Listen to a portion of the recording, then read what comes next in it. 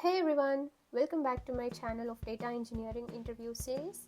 Today I'll walk you through some of the fascinating questions I have faced recently during my EY interview. Coming to the first question, I was given two tables, Table A and Table B, having one column along with few null values inside them. I have to determine the counts of rows resulting from inner, left, right and full outer joins between table A and table B. So for inner join, we include only rows with matching non-null values in both the tables. That's how we end up returning 3. And for left join, it includes all the rows from table A with matching rows from table B and null for non-matching rows in table B. So the output will be 5. For right join, it includes all the rows from table B with matching rows from table A and null for non-matching rows in table A. That's how we end up with count 4. Then for full outer join, it includes all the rows from both of the tables with nulls where there are no matches. That's how we end up with 6. Coming to the second question, it's a Python-based DSA question to find the duplicates in a list. So from the given list of items, I have to find only the duplicate values. For example, if you can see, I have given an array that contains duplicate 10s and 20s, whereas 5 is non-repeating. So the output should only contain 10 and 20, but not 5. For that, we have used list comprehension along with to check the condition having the count of the characters should be greater than 1.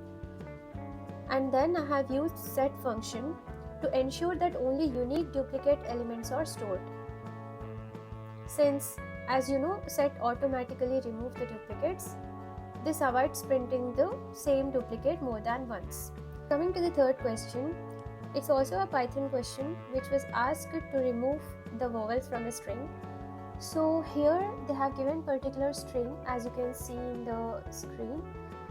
Along with that, the output should be something like this. I have used list comprehension along with string filtering and then joined the results after removing the vowels. Coming to the fourth question, it's also a DSA based question based on masking of the string characters.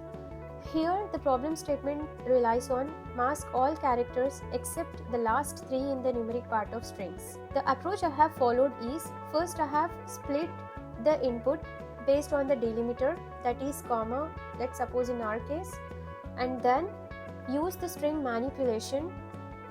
In our case, I have considered the last 3 digits should be visible, rest all of the digits should be masked. For that, I have defaultly passed on the hash values. Along with that, by using the string manipulation of Python, I have considered only the last 3 characters and then I have printed them. And fifth question is based on the SQL, finding out the second highest salary for each of the department. This can be achieved by using rank or dense rank in SQL. Rank skips the ranks. Example, like jumps from 2 to 4 when there are ties at rank 2. Whereas dense rank assigns continuous ranks ensuring no gaps. Example, 2 is followed by 3 even with the ties. I have used rank over here. Even the dense rank can also be used. It all based on the approach that we follow. Coming to the sixth question, this is kind of a most basic question that I have been asked related to the PySpark. They just want me to read a CSV file and then print certain column named ABC. So I have just created a Spark session and then I have created a data frame and then selected the particular column and then printed it. So the seventh question is based on a PySpark DSA. I have given 2 tables. One is customer table having customer ID and current amount. Another one is transaction table having customer ID along with the transaction type and transaction amount. Please note that the transaction type is considered as a credit or a debit type. So I have been asked to write a PySpark code to get all the customer IDs along with their final balance amounts after calculating all of their transactions based on the transaction type, whether it be credit or debit. If any customer has not done any transactions, then his final balance should remain as is. Here is the PySpark-based solution. First, we'll insert some sample data in the form of tuples in the customer as well as the transaction data. And then we will create the data frame of customer as well as transactions. After that, we will perform the aggregations. First, group by transactions based on the customer. Like for each customer, we will apply dot group by, and then we will calculate the net transaction balance.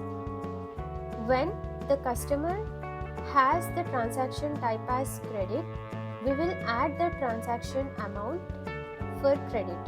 Otherwise, if it has the transaction amount as debit, then we will subtract the transaction amount.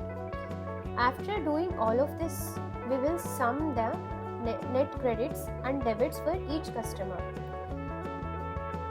And then the transaction balance column has been created to show the results.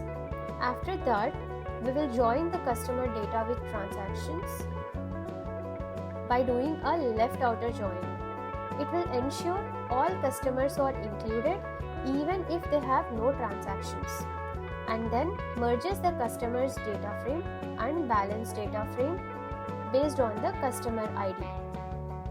In the sixth step, we will calculate the final balance. First thing is handling the missing transactions. If a customer has no transactions, set that particular transaction balance to 0. Then add the initial current amount to the transaction balance. And at the end, we will just return the customer ID along with his final balance as shown in the image, along with the explanation you can refer. That's it guys. Thank you so much for watching. If you like this content, please like, share and subscribe so that I'll keep posting more videos like this. Thank you.